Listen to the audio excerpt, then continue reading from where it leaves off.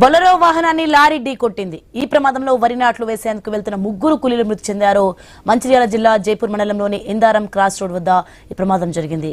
మరికొంతమంది కూలీలకు గాయాలయ్యాయి. క్షతగాత్రులను మంచిర్యాల ప్రభుత్వ ఆసుపత్రికి తరలించారు. మహారాష్ట్ర నుంచి కరీంనగర్ కు కూలీలు బొలెరోలో వెళ్తుండగా ఈ ప్రమాదం జరిగింది.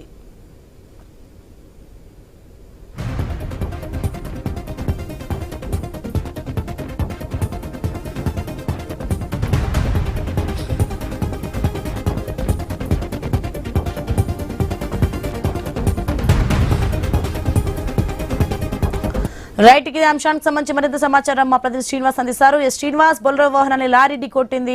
ఈ ప్రమాదంలో అయితే వరి నాట్లు వేసేందుకు వెళ్తున్న ముగ్గురు కూలీలు మృతి చెందినట్టుగా తెలుస్తోంది. ప్రస్తుతం అక్కడ ఎలా ఉంది పరిస్థితి? ఈ ప్రమాదం అసలు ఎలా జరిగింది, ఏంటి?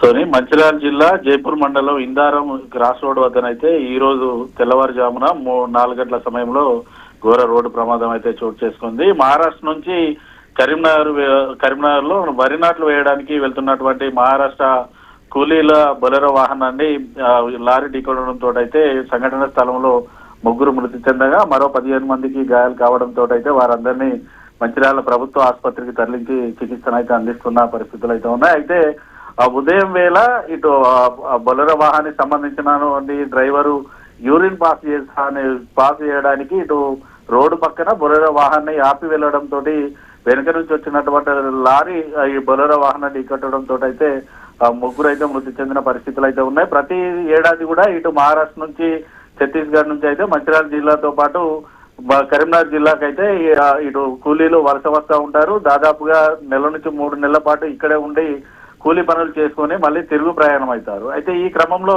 కరీంనగర్ జిల్లాకు చెందినటువంటి ఒక రైతు వీరందరినీ రమ్మని చెప్పడంతో అయితే ఈ రోజు తెల్లవారుజామున అయితే వారందరూ కూడా మహారాష్ట్ర నుంచి అయితే బయలుదేరారు. తీరా ఇందారంకు వచ్చేసరికి ఈ ఘటన జరగడంతో అయితే వారి కుటుంబాలను అయితే విషాదం అయితే నెలకొంది. దాదాపుగా 15 మంది గాయపడగా అందులో ముగ్గురికి తీవ్ర గాయాలయ్యాయి. వారందరికీ కూడా ఇటు వైద్యులు అయితే చికిత్స అందిస్తున్న పరిస్థితులు మంచిర్యాల ప్రభుత్వ ఆసుపత్రిలో ఉన్నాయి. Soni, right, thank you Srinivas.